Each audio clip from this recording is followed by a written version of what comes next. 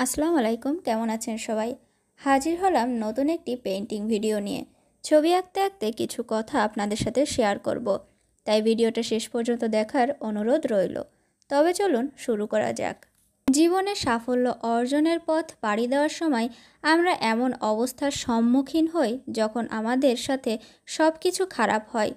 অবস্থাটা অনেকটা এমন যে অভাগা যেদিকে যায় সাগর শুকিয়ে যায়। আর জীবনের এই কঠিন সময়টাতে আপনি যদি নিজেকে সামলে রাখতে না পারেন, তাহলে এই অবস্থার মধ্য থেকে কখনোই বের হয়ে আসতে পারবেন না। জীবনের সব কিছু সাময়িক। বৃষ্টি ঝরতে তো আমরা সবাই দেখেছি। কখনো কি এমনটা দেখেছি আজীবনের জন্য বৃষ্টি ঝরা শুরু হয়েছে? না, এমনটা কখনোই সম্ভব নয়। ঠিক একইভাবে জীবনের সব কিছুই দীর্ঘস্থায়ী হয় না। তাই আপনার জীবনে খারাপ সময়গুলোতে দিশেহারা হবেন না। বিশ্বাস করুন যে এই সময়টাও একটা সময় শেষ হয়ে যাবে। দুশ্চিন্তা ও দোষারোপকরণটাই কিছু বদলাতে পারে না।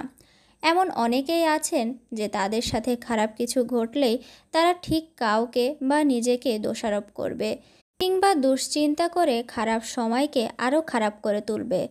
তাই আর দোষারোপ বা দুশ্চিন্তা না করে এই অবস্থাতে নিজেকে সামলে রাখুন।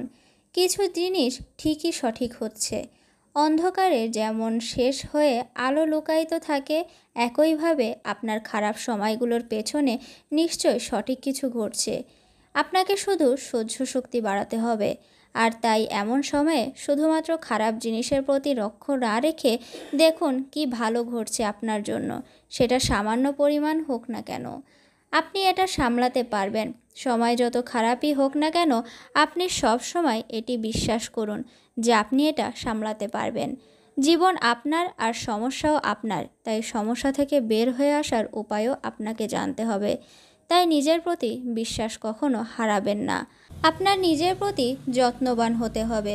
যখন সব কিছু আপনার সাথে খারাপ হয়, তখন নিজের প্রতি যত্নবান হন।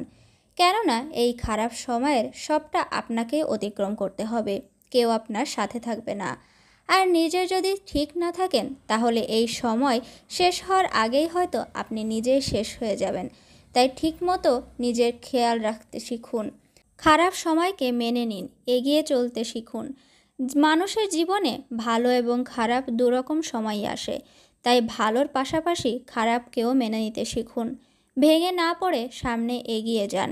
যত তাড়াতাড়ি আপনি নিজের খারাপ সময়টিকে মেনে নিতে পারবেন, তা থেকে মুক্তি পাওয়া ততই সহজ হবে। ইতিবাচক চিন্তা জীবনের দুঃসময় পার করার অন্যতম হাতিয়ার।